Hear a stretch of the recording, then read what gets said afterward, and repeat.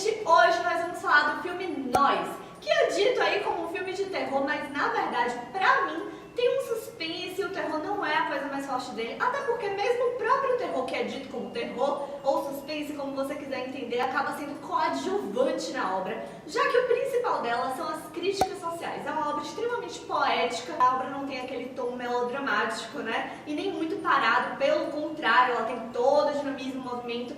Então, por que não quer dizer assim, a gente pode dizer que é uma obra metafórica, repleta de analogias ali, entrelinhas que acontecem, fazendo justamente essas críticas sociais.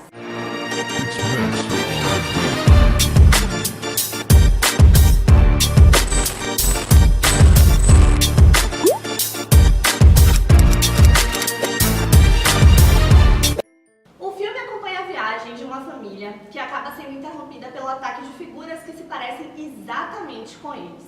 Após isso, eles são vítimas de uma noite cada vez mais estranha.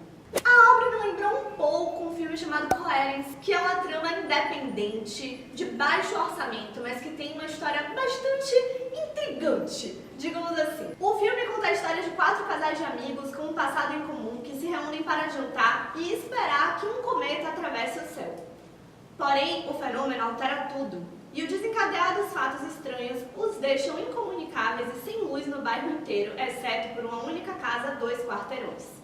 O pós-jantar se torna um pesadelo. O que acontece são que pessoas iguais a eles aparecem durante um filme. Essas pessoas iguais aos atores que nós temos ali são pessoas com educações, intenções, caráter de uma maneira totalmente diferente. E a gente acaba compreendendo que não são exatamente eles, mas sim como se fosse um universo paralelo que acaba se unindo ali. Isso poderia nos lembrar um pouco do filme Nós, mas as intenções críticas das entrelinhas de cada um dos filmes são totalmente diferentes. Apesar do filme Nós ser de Jordan Peele, o que vai fazer com que muitos lembrem do filme Corra, que fez muito sucesso e chegou a ganhar o melhor roteiro no Oscar do ano passado, o filme, dessa vez, Nós, não traz a questão racial central na trama, como Corra fez. Dessa vez, a questão racial fica ali em pinceladas. Por exemplo, no começo do filme, nós temos a protagonista ainda criança e ela vai passando por um parque e durante essas passagens que ela vai fazendo, ela vai olhando para as pessoas e vai estranhando porque ela não observa ali em momento nenhum representatividade. Ela não vai ver outras pessoas negras no lugar e ela vai se sentindo um pouco deslocada, incomodada, a gente vai percebendo isso. E aí ela acaba se perdendo dos pais no meio dessa situação. Então são pinceladas assim bem leves que vão trazendo essas críticas ao racismo, a problemática de falta de representatividade, que é justamente o que o filme acaba quebrando por trazer tantos atores negros incríveis em cena protagonizando a obra. Então, como eu disse, o filme não tem o terror, o medo como ponto principal, apesar de ter uns jump scares ali, aqueles sustos que a gente vai ter em alguns momentos, e de trazer algumas linhas de outros filmes de terror aparentes ali na direção, por exemplo. Mas nós vamos focar aqui no entendimento das mensagens da obra, nessas entrelinhas que ela traz, quais são essas críticas sociais, o que realmente ela quer dizer. E eu deixo claro aqui que eu estou trazendo muito também a minha própria visão poética, de entendimento das críticas sociais, para além das apurações que eu trouxe aqui do próprio diretor, do que ele quis transmitir, e foi um filme escrito por Jordan Peele, assim como ele fez com o próprio Corra. Alguns detalhes do filme causam uma certa estranheza na gente, como a trilha sonora, mas isso vai ter tudo a ver com a crítica social que o filme quer transmitir. A trilha sonora é bastante bizarra, com crianças cantando ao fundo, por exemplo, e aparece em diversos momentos que às vezes podem não ter tanta conexão com o que está sendo demonstrado ali. Mas é justamente essa estranheza que pessoas da elite, por exemplo, podem ter ao serem confrontadas com uma realidade diferente, como por exemplo de pessoas de bairros mais pobres, de pessoas carentes, e isso é o que está ali circundando a base das críticas sociais de fato da trama. Outra coisa que pode causar um certo tom de estranheza e desconforto são as cenas de comédia, esses respiros cômicos que o filme vai dar misturando esse suspense, que alguns podem dizer que é um terror, com essas piadas meio sem tom para acontecerem em situações daquele tipo e que vão destoar um pouco em certos momentos. Eu não achei as piadas com muita graça, não dei tanta risada assim, mas pra quem estiver no cinema, dá pra dar realmente aquela respirada em relação a tudo que está acontecendo, o que é bem bacana. Apesar disso, fica claro que esses desconfortos que o diretor está tentando causar na gente, que Jordan Peele coloca ali, são desconfortos que têm a ver com essa crítica social.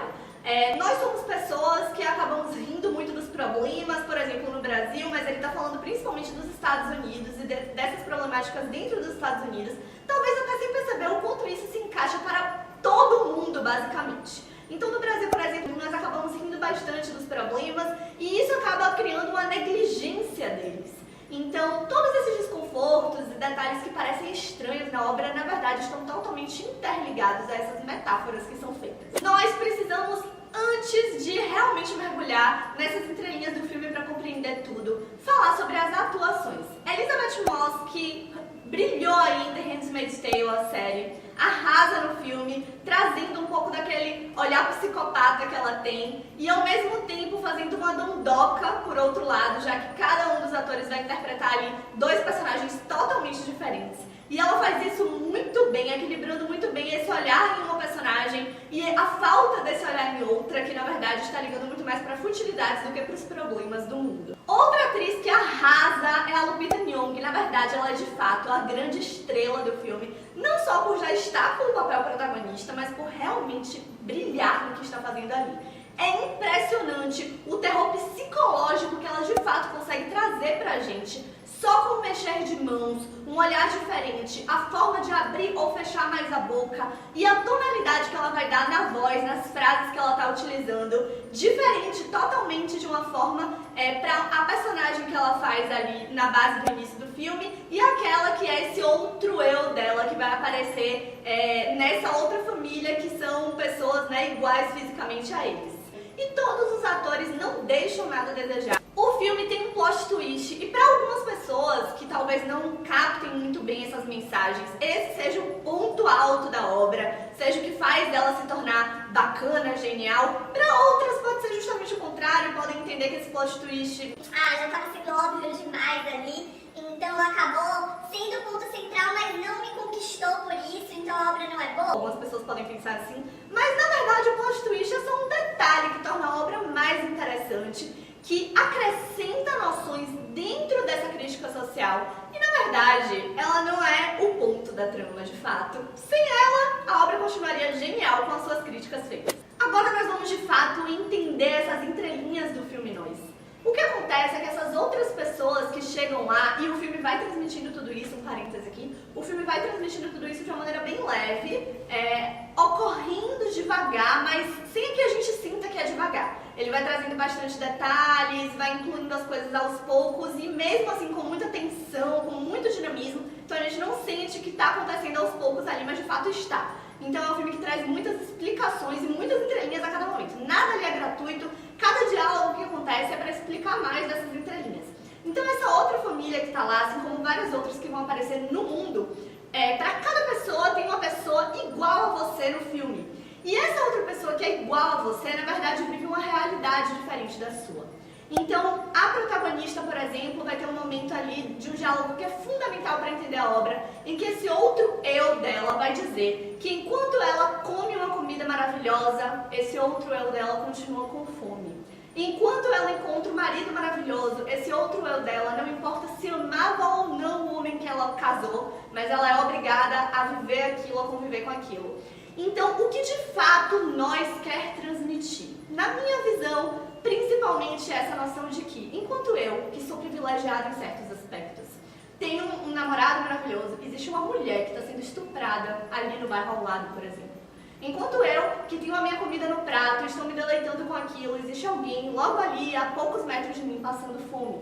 Então, essa é a noção que nós quer transmitir de fato. Que nós, que somos privilegiados, precisamos entender que nós somos semelhantes a esse outro. Pode parecer clichê falando assim, mas a forma com que nós constrói isso é que deixa tudo diferente e bastante crítico. O teor crítico da obra não aparece somente nessa linha, mas essa é a linha principal que vai nortear todas as outras críticas feitas. Então é essa a noção que nós quer transmitir. Que enquanto eu não enxergo que o outro é semelhante a mim, e que as faltas que tem na vida dele, que não tem na minha vida, também me afetam, porque afeta toda uma teia, toda a sociedade, toda essa noção da natureza que nós temos, que estamos todos interligados. Enquanto eu não entender isso, nós vamos viver em uma eterna guerra civil. Seja ela mais fria, seja ela mais sanguinária, de fato, literalmente, mas isso continua acontecendo. Aqui, sem spoiler, só pra gente entender alguns detalhes do filme. Existe um momento, por exemplo, em que essa cópia da protagonista vai dizer pra ela que foi o governo que planejou tudo isso, fazer essas outras cópias, e ela fala de um jeito mais literal. Mas, na verdade, o que a gente pode captar disso é que o governo está sendo ali criticado pelo pão e circo. Ou seja, existe uma linha de fato para se manter essa pobreza e existe essa mesma linha para se manter essa riqueza de uma certa elite que é a minoria, justamente para que isso tenha essas divisões e boa parte da sociedade, sem um estudo digno, sem uma consciência digna, acabe ficando na mão daqueles poucos. Então, isso é uma outra crítica que aparece aí no meio dessas tantas em nós. O submundo, por exemplo, onde estarão essas cópias no filme, que a gente vai entender aos poucos na obra, é um submundo que acaba representando quão distante eles parecem estar da gente, mas na verdade quão perto eles estão, já que eles também fazem parte de nós. Então, essa é a noção do título e é isso que o filme vai transmitir quando esse submundo acaba se encontrando com o universo dessas outras tantas pessoas da elite. Essas pessoas que saem desse submundo, no início da obra, parece que são maldosas, que querem apenas matar outras pessoas. E é isso justamente o que o filme quer quebrar. Porque depois a gente vai percebendo momentos de compaixão e da própria indignação dessas pessoas que têm razões para estarem assim. Então o que acontece de fato é que essas pessoas representam todas aquelas que também se perdem e que a gente vê como ladrões ou que podem acabar matando ou afetando a pessoas que estão seguras em suas casas de alguma forma. E na verdade isso é consequência do que essas próprias outras pessoas acabam fazendo, já que elas negligenciam essa realidade que está logo ali. Existem algumas outras entrelinhas na obra, como por exemplo a parte em que a arte é muito dita na psicologia para que você conte a sua história. Então isso aparece de uma maneira muito importante também para que essas crianças que são dessa realidade possam falar porque elas também têm voz. Então esse lembrete de que todos têm o mesmo nível de voz e na verdade não têm dentro da sociedade, mas deveriam ter, também aparece na trama. Assim como aparece uma outra metáfora aí, quando a gente vê os coelhos presos, que é uma cena que aparece no início do filme, com vários coelhos em pequenas gaiolas, assim, bem pequenininhas, e ali eles estão representando todos nós, porque sejamos pobres, sejamos ricos, sejamos classe média, não importa. Enquanto não nos enxergarmos como semelhantes, nós todos estamos na mão de um sistema que nos enxerga apenas como reprodutores do que ele deseja, do que o próprio sistema deseja. E é assim que os coelhos nos representam ali, em caixas como reprodutores, em pequenas gaiolas, mostrando que todos nós somos como eles. E aí, pra gente finalizar, vamos deixar aqui indicações desses filmes de terror, suspense, que na verdade trazem aí críticas sociais, detalhes psicológicos que acabam trazendo grandes reflexões, entrelinhas importantes. E todos esses filmes que eu vou citar aqui são da Blumhouse, que fez também Get Out, Corra, do diretor Jordan Peele, e que agora fez Nós. Blumhouse era uma produtora que na verdade fazia somente filmes de baixo orçamento.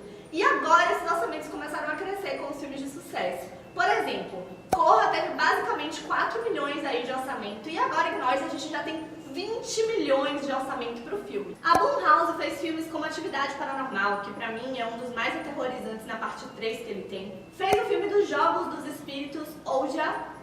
Fez A Morte Te Dá Parabéns, que foi bastante elogiado por algumas pessoas, alguns críticos, também na sua parte 2. Fez o filme A Entidade, que parece bem aterrorizante, e utiliza também de temas como a Área 51, que é bastante polêmica, para fazer algumas das suas tramas. Falando de alguns filmes de destaque que a gente pode pontuar aqui da Blumhouse, vamos começar com um que talvez tenha inspirado Jordan Peele para fazer Corra, apesar de parecer ter aí uma linha crítica totalmente diferente. O filme Ken é protagonizado por Madeline Brewer, que interpreta Alice, e é uma ambiciosa jovem mulher que trabalha com pornografia de webcam. Quando uma misteriosa mulher idêntica a ela toma seu canal, ela se vê perdendo controle sobre seus limites que estabeleceu em relação à sua identidade online e os homens na sua vida. A história é parcialmente extraída da própria experiência da escritora Maisie trabalhando como Ken Girl. As críticas do filme, obviamente, parecem aí transpassar desde questões do machismo, como questões, obviamente, dos cuidados online, dessas problemáticas, desses limites que precisamos ter atualmente. Outro filme da Blumhouse que fez um grande sucesso foi A Primeira Noite de Crime. Essa saga, The Purge, acabou virando inclusive uma série que tem aí as mesmas críticas, mas de uma maneira ainda mais aprofundada recomendada, já que são vários episódios pra gente poder assistir. The Purge traz a história de que uma vez por ano as leis do governo norte-americano são suspensas por um período de 12 horas. Esse é o tempo suficiente para que tudo possa acontecer, desde assassinatos até roubos.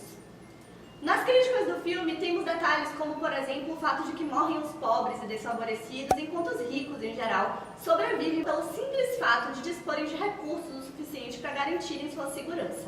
São diversas indagações que a obra deixa, como, por exemplo, quem vai para a cadeia de fato é o criminoso, ou nem sempre paga a culpa quem a teve. Outro suspense que é recente, fez bastante sucesso aí, foi Fragmentado. Se você não sabia, também é da Blumhouse. O suspense Fragmentado é estrelado por Jamie McKelvey, que interpreta Kelvin e possui 23 personalidades distintas, tendo transtorno dissociativo. Ele consegue alternar essas personalidades diversas quimicamente em seu organismo apenas com a força do pensamento. Um dia, ele sequestra 3 adolescentes que encontra no estacionamento. Vivendo em cativeiro, elas passam a conhecer as diferentes facetas de Kelvin e precisam encontrar algum meio de escapar. Com surtos psicóticos constantes e alterações no timbre de voz, o trabalho do ator é excelente, misturando olhares e detalhes corporais que amedrontam. Os questionamentos sobre a capacidade da mente humana e a necessidade de controlarmos cada vez mais para ter respeito ao outro estão presentes nas críticas. Mais um filme bacana da Blumhouse é O Presente, que é aí de fato um suspense, acho que ele nem é categorizado como terror. E ele vai discutir bullying e outros aspectos que são de temas bastante discutidos atualmente, como na série 30 Reasons Why, que vai além aí do suicídio e traz muito do bullying também. Yes, sir. It is you. We went to school together. This is my wife, Robin. This is, I didn't get your name. Gordon Mosley. Gordo. Gordo? Oh, my God. I'm so sorry I didn't recognize you. He's delusional and thinks that we're friends. Thanks for a lovely dinner. Fish food. Mais um filme que a gente pode pontuar aí, dentre os vários, é O Espelho. 2 irmãos em um espelho são traumatizados pela morte inexplicada dos pais.